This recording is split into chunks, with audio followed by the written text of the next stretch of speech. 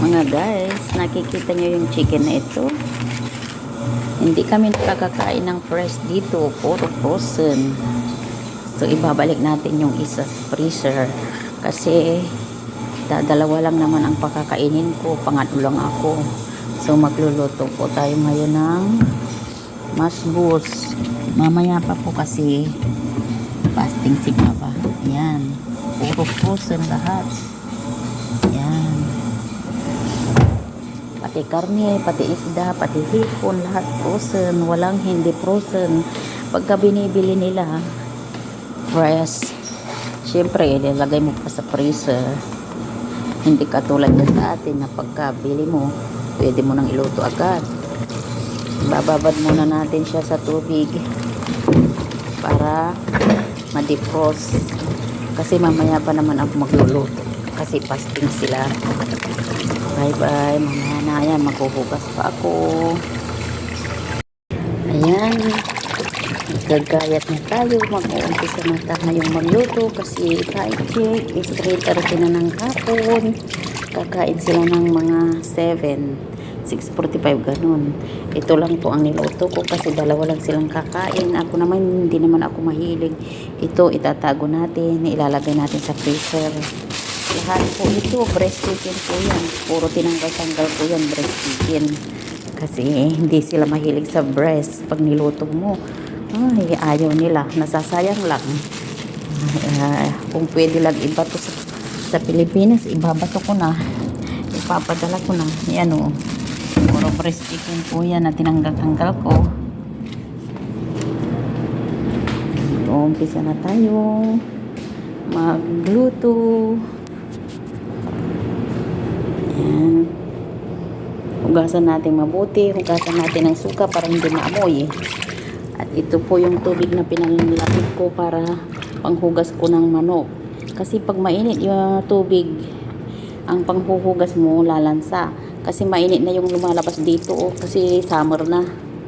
Kaya nagpapalamig ako ng tubig kanina. Yan ang panghuhugas ko. Sige, mamaya na ulit.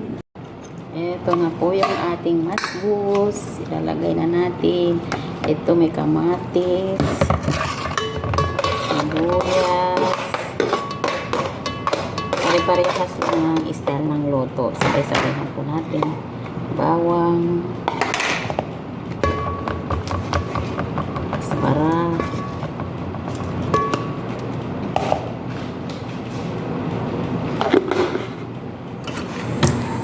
haggard ang mukha ko dyan kasi kahapon ang sama ng pakiramdam ko. Diba hindi ako nakapag-live kasi masama ang pakiramdam ko. Kurkung,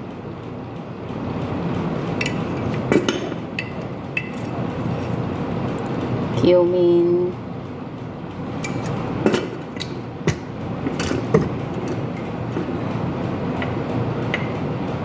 masala. Dito sa abroad, kahit masama ang pakiramdam mo, kahit may sakit ka, nagtatrabaho ka, hindi pwedeng hindi ka magtrabaho kasi walang gagawa, walang magluluto ng kakainin nila. Pero lang kung may kasama ka, makikiusap ka na siya muna kasi ipapahinga mo. Pero mahihiya ka rin kasi obligasyon mo yun. Kaya dapat alagaan natin ang sarili natin. Mga OFW na kagaya ko. Dapat laging malakas ang katawan natin. Sweet paprika.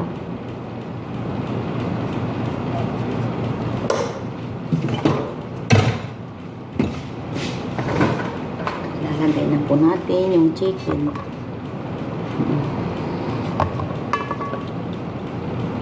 Pakukulan po natin yung sarili niyang mantika. Lagyan po natin ng laurel para mawala yung amoy.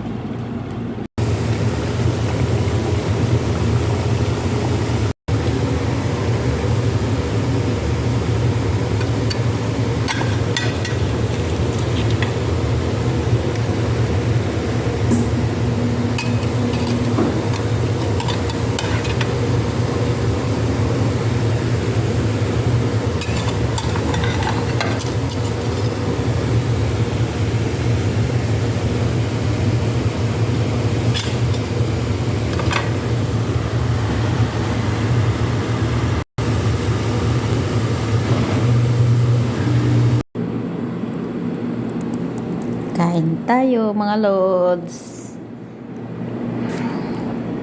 Yan, may talong, chicken, masbos chicken.